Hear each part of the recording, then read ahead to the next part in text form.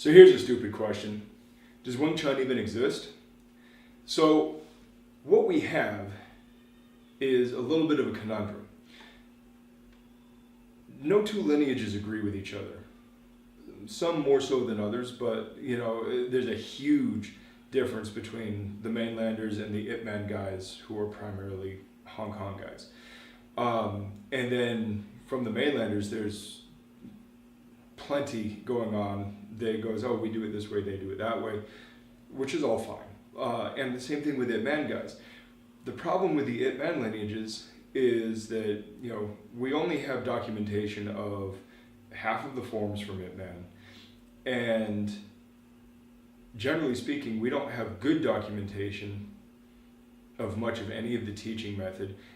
Each of the living students, or the now deceased students who left any kind of written record, all of them have differences of opinion, disagreements with each other, and whatnot. So we don't have a unified front of even what Ip Man's Wing Chun was, despite it being one of the youngest branches of the art.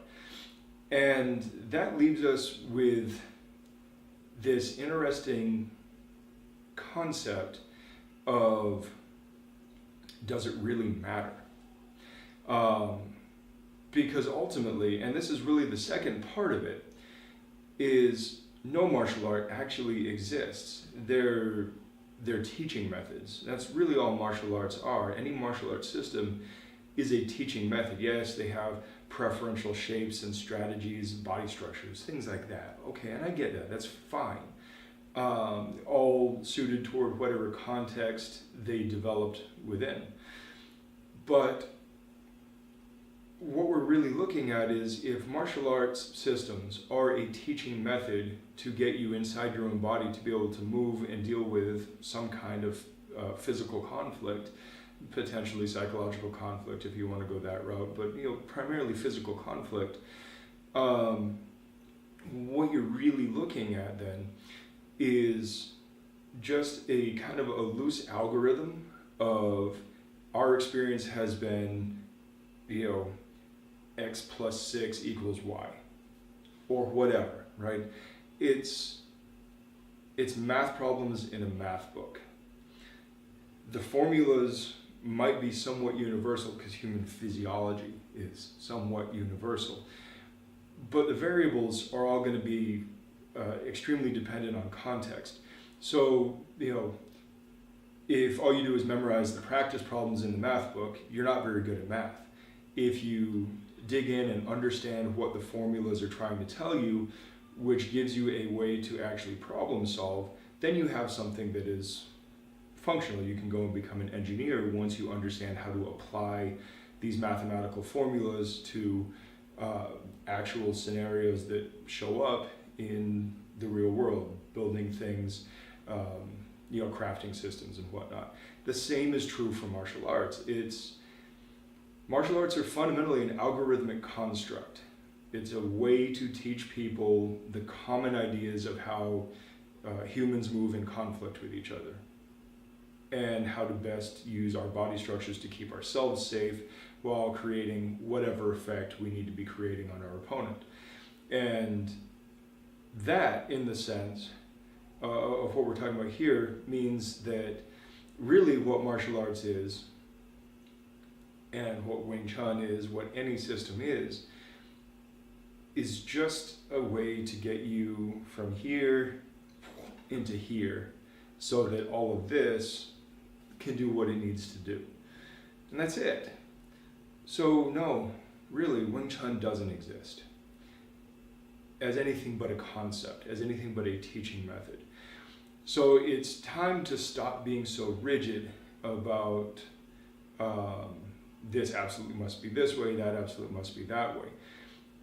There's probably a good reason why, Ip Man's son, Ip Ching, does things a certain way, but Ip Man's other student, Wong Chun Lung, did things a different way. They had vastly different experiences along their martial arts journey, and that led them each to different conclusions. And that's the way martial arts should be in the first place. You see, martial arts was always it was never this traditional thing as we call it now.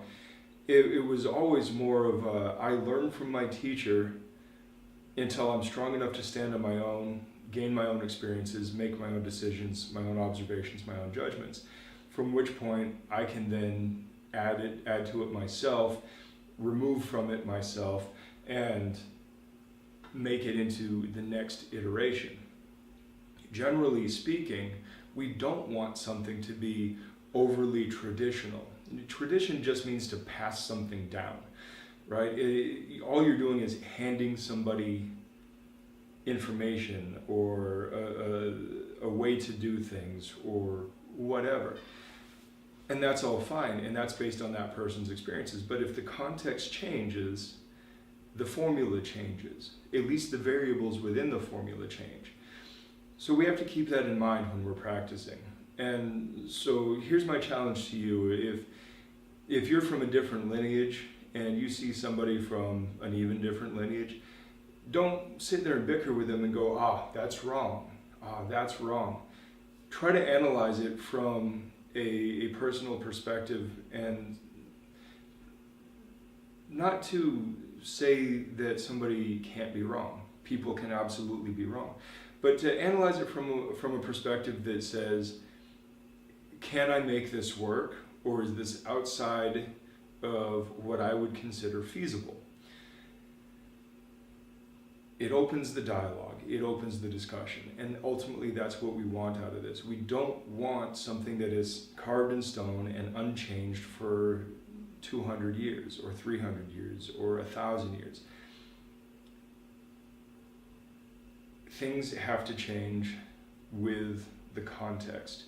If the context changes, the system has to change with the context, or the agent has to change with the context. Otherwise, as is basically the rule of evolution, if you don't adapt, you die out. That's just kind of how evolution works.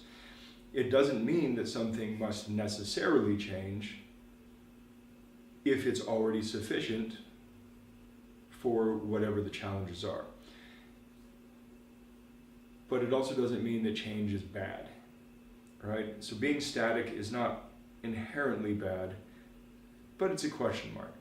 And things that change very rapidly is not inherently bad, but that's also a big question mark. Things that kind of slowly change and adapt as the scenario changes and adapts is very normal and is expected and is actually very healthy, because that is how a system or an agent, a structure, whatever, stays potent within the environment. If that makes sense to you, I guess we're done here. Talk to you guys later. Good luck.